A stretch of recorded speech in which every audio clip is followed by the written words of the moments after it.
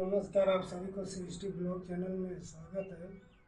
675 में हाल ही में एक नया मूवी आया कैसे बाकी रूह हमार माई है। अक्षरा सिंह का आया हुआ है और अच्छी मूवी है, भोजपुरी फिल्म कि ये मेरी बहू का घर है कि हमारा घर में और उसमें पारिवारिक हर एक चीज कंटेंट्स डाला हुआ गया है इसके अंदर और बहुत सारे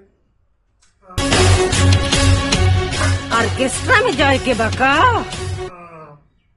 रिलेटेड वीडियोस में भी मिक्सिंग किया गया है।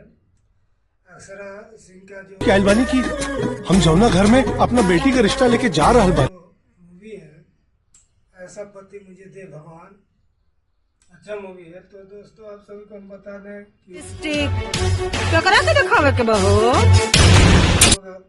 जरूर से जरूर देखिएगा और देखने के बाद जरूर बताइएगा कमेंट करके हमारे कमेंट बॉक्स में कि वो मूवी आप लोगों को कैसा लगा। तो दोस्तों आप सभी को हम बता दें